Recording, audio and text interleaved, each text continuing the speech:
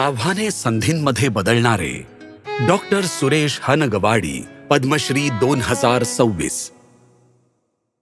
1963 मध्ये जन्मलेले ते हिमोफिलिया बी ने ग्रस्त होते.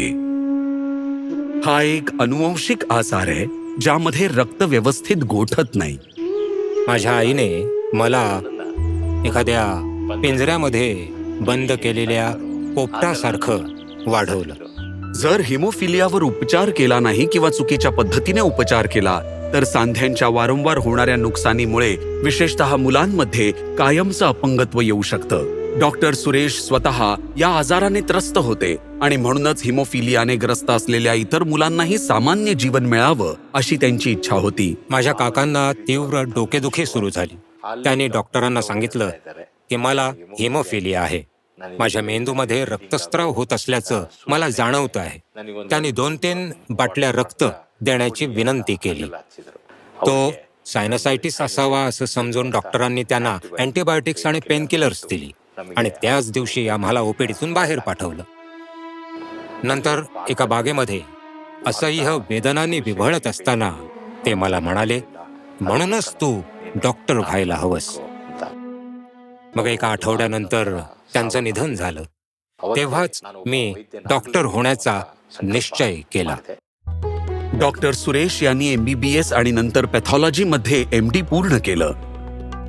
आपल्या पहिल्या भत्त्यातून त्यांनी कर्नाटकातील पहिली हिमोफिलिया सोसायटी सुरू केली. आव्हान हे होतं की औषधं परदेशातून आयात करावी लागत असत, ज्यामुळे ती खूप महाग होती. त्यांनी निधी गोळा करायला सुरुवात केली जेणेकरून कोणत्याही रुग्णाला उपचाराविना त्रास होऊ नये. त्यांनी समाजातील सर्व घटकांना एकत्र आणलं आणि त्यांना या कार्यासाठी योगदान देण्यास प्रोत्साहित केलं. रक्ताच्या विकारांवरील उपचारांसाठी एक प्रणाली स्थापन करण्यात आली. त्यात diagnostics, in patient facility, hydrotherapy, physiotherapy ते रक्त केंद्रापर्यंत सगळं होतं. त्यांनी बदलासाठी लढा दिला. हिमोफिलिया उपचाराच्या मोहिमेत सरकारी सहभागासाठी आवाज उठवला. 2005 मध्ये देशात पहिल्यांदाच आमचं कर्नाटक राज्य हिमोफिलिया उपचाराच्या मोहिमेमध्ये सहभागी होणारं पहिलं राज्य ठरलं. करुणा आणि धैर्याने परिपूर्ण जीवन जगण्याच्या बाबतीत डॉक्टर हनगवाडी एक आदर्श आहेत.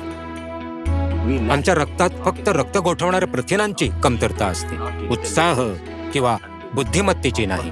योग्य उपचाराने हिमोफिलियाग्रस्त आमची मुलं या अपंगत्व आणि त्रासातून मुक्त होऊ शकतात.